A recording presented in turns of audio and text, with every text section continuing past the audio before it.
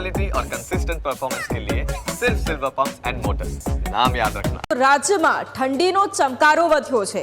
રાજ્યમાં લઘુત્તમ તાપમાનમાં 2 થી 5 ડિગ્રીનો ઘટાડો થયો છે। હિમાલય તરફથી આવતા પવનને કારણે તાપમાનમાં ઘટાડો થયો છે। અઠવાડિયા સુધી ઠંડીનો ચમકારો યથાવત રહેવાની શક્યતા છે। નલિયા રાજ્યનું સૌથી ઠંડુગાર શહેર બન્યું છે। અમદાવાદમાં ઠંડીનો પારો 11 થી 12 ડિગ્રી રહેવાની શક્યતા પણ છે।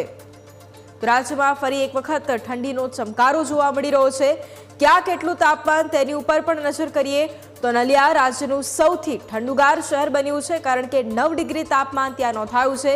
અમદાવાદમાં 14 ડિગ્રી તાપમાન તો વડોદરામાં 11.6 ડિગ્રી તાપમાન નોંધાયું છે। સુરતમાં 16 ડિગ્રી, રાજકોટમાં 13.6 ડિગ્રી તાપમાન નોંધાયું છે। આ સિવાય ભુજમાં 13.8 ડિગ્રી તાપમાન નોંધાયું છે।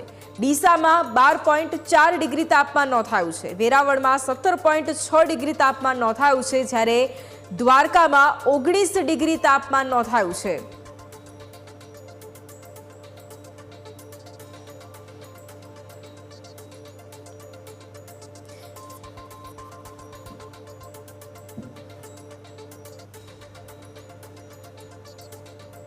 અને આજ મુદ્દે સંવાદદાતા આશુતોષ અમારી સાથે લાઈવ છે। આશુતોષ, એક તરફ રાજ્યમાં ઠંડીનો ચમકારો વધી ગયો છે। ડિસેમ્બરની શરૂઆતમાં અપેક્ષા હતી કે ઠંડી વધુ પડશે, પણ હવે જેમ જેમ સમયગાળો આગળ વધી રહ્યો છે તેમ તેમ ઠંડીમાં ધીરે ધીરે વધારો પણ જોવા મળી રહ્યો છે।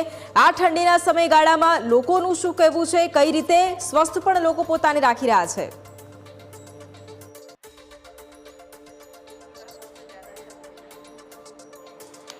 જી વૈભવી, વાત કરવામાં આવે તો હિમાલયમાં પડી રહેલી બરફવર્ષાની સીધી અસર જે છે તે રાજ્યમાં જોવા મળી રહી છે અને છેલ્લા 4 દિવસથી ઠંડીનો પારો જે છે તે અમદાવાદ સહિત રાજ્યભરમાં ગગડ્યો છે અને નલિયામાં સૌથી ઓછું તાપમાન જે છે તે નોંધાયું છે। અમદાવાદ શહેરની વાત કરવામાં આવે તો 48 કલાકમાં 4.7 ડિગ્રી તાપમાન જે છે તે ઘટ્યું છે।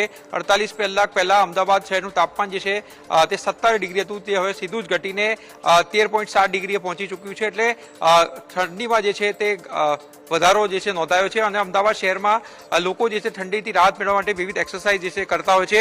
રિવરફ્રન્ટના દ્રશ્યો જે છે તે બતાવશું કે ત્યાં વહેલી સવારથી લોકો જે છે તે આવી રહ્યા છે અને એક્સરસાઇઝ કરી, ખાસ કરીને યોગા જે છે તે કરીને ઠંડીથી રાહત મેળવવાના પ્રયાસો જે છે તે કરવામાં આવી રહ્યા છે। અઠવાડિયામાં ઠંડીનો ચમકારો યથાવત રહે તે પ્રકારની સંભાવનાઓ જે છે તે વ્યક્ત કરવામાં આવી છે અને અમદાવાદમાં ઠંડીનો પારો 11 થી 12 ડિગ્રી પર પહોંચે તેવી સંભાવનાઓ છે। શહેરીજનો સાથે વાત કરશું। શું કહેશો, કઈ રીતે રાહત મેળવો છો, કયા પ્રકારની એક્સરસાઇઝ કરી? एक्सरसाइज पुशअप रनिंग डिप्स वगैरह शरीर गरम થાય એમાં ફિટનેસ માટે બહુ સરસ છે ઠંડી માટે। કેટલા કલાક એક્સરસાઇઝ કરો? 1 કલાક 7 થી 8। તો અન્ય લોકો છે તેમની સાથે વાત કરશું। યોગા કરી રહ્યા છો, કેટલું યોગા ઉપયોગી છે અને ઠંડીમાં શું શું બેનિફિટ્સ થાય? સૌપ્રથમ બધાને ગુડ મોર્નિંગ। જે આપણું શિયાળાનું સિઝન આવ્યું છે, હવે આમાં છે ને શરીરને કહીને સ્ફૂર્તિમાં રાખવા માટે તમે યોગા છે, વર્કઆઉટ છે, જીમ વર્કઆઉટ હોય કાં તો જોગિંગ હોય, ગમે તે કહીને બોડીને છે ને એક્ટિવ મોડ રાખવું બહુ જરૂરી છે, કારણ કે અત્યારે બોડી સ્ટીફનેસ જેને કહીએ બોડી સ્થૂળ થઈ જાય છે, ઠીક છે?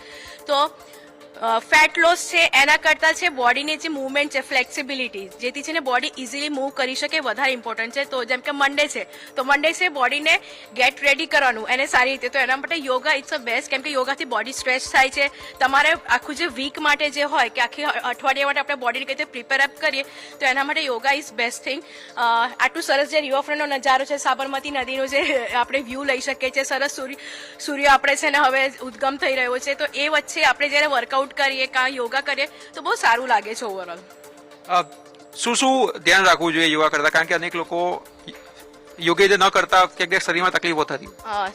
એકદમ સૌથી પહેલા યોગા એ છે પ્રેક્ટિસથી જ થશે, પરફેક્શન જોઈએ નો ડાઉટ, પર તમે છે ને જેમ કે જો કોઈ બિગિનર હોય જે એકદમ શરૂઆતથી જો કોઈ સ્ટાર્ટઅપ કરવા માંગતું હોય તો તમે જે આસન છે, બેસીને આપણે જે નોર્મલ જે આસન હોય છે આપણે એ કરી શકીએ છીએ, બરાબર? પછી ધીરે ધીરે આમાં છે ને એક લેવલ કરીને એક્સરસાઇઝ, પણ પોસ્ચર પરફેક્ટ હોવું ખૂબ જ જરૂરી છે, કારણ એના વગર છે ને અમુક કશુંથી અમુક જે નસો હોય છે એ જકડાઈ જવાની કાં તો છે ને અમુક જગ્યાએ જર્ક આવી જાય, મસલ જે કહીએ મસ્ક્યુલર પેન થવાની શક્યતા રહે છે। અન્ય લોકો છે તેમની સાથે વાત મેડમ કેટલા કલાક એક્સરસાઇઝ કરો છો અને શું તમને બેનિફિટ જોવા મળી રહ્યા છે ખાસ કરીને ઠંડીની મોસમ? જો એક કલાક તો અમે એક્સરસાઇઝ કરીએ છીએ હમણાં રોજ ઠંડી માટે, અને ઠંડીમાં જે જરૂરી છે કે એક્સરસાઇઝ, કારણ કે અમુક આપણે હોય બોડીના સ્પેર પાર્ટ એ બધા બહુ દુખતા હોય છે, તો અમે એના એક્સરસાઇઝ કરીએ છીએ તો એનાથી અમને બહુ બેનિફિટ થાય છે. કે મને જે જોડોનો દર્દ હતો, ઘણું બધું પ્રોબ્લેમ હતી, તો અહીંયા એક્સરસાઇઝ કરવાથી મારી બધી પ્રોબ્લેમ સોલ્વ થઈ ગઈ છે. ના કોઈ દવા ના કોઈ નહીં, ઓનલી એક્સરસાઇઝ જરૂરી છે, મેઇન એ જ છે. ઠંડીથી કેટલી રાહત મળી રહી છે? ઠંડીથી અમને ઠંડી તો ગમે છે, ઠંડીમાં એક્સરસાઇઝ કરવી બહુ ગમે છે, એ જ બહુ ફાઇન સારું લાગે છે અમને. તો જોઈ શકાય છે કે વહેલી સવારથી જ લોકો જે છે તે આવી રહ્યા છે, એક્સરસાઇઝ કરી રહ્યા છે અને ઠંડીથી રાહત મેળવવાના જે છે તે પ્રયાસો કરી રહ્યા છે. ખાસ કરીને ન ફક્ત યંગસ્ટર્સ પરંતુ મોટી ઉંમરના લોકો જે છે તે પણ અહીં આવી રહ્યા છે, એક્સરસાઇઝ કરી રહ્યા છે અને ક્યાંક ને ક્યાંક ઠંડીથી રાહત મેળવવાના પ્રયાસ કરી રહ્યા છે. સોમવાર છે અને તેના કારણે ક્યાંક ને ક્યાંક રિવરફ્રન્ટ પર નજારો જે છે તે શુષ્ક જોવા મળી રહ્યો છે. એક તરફ ઠંડી પણ છે અને બીજી તરફ મંડે પણ છે, એના કારણે લોકો જે છે તેમની અવર જવર પણ જે છે તે ઓછી જોવા મળી રહી છે. એટલે ઠંડીનો ચમકારો તો છે જ, પરંતુ જે હેલ્થ કોન્શિયસ લોકો છે તે શિયાળામાં કસરત કરવાનું જે છે તે નથી ચૂકતા અને તેના જ કારણે રિવરફ્રન્ટ પર લોકો જે છે તે પણ અમુક લોકો આવી રહ્યા છે. જી બિલકુલ, આભાર આશુતોષ તમામ જાણકારી માટે.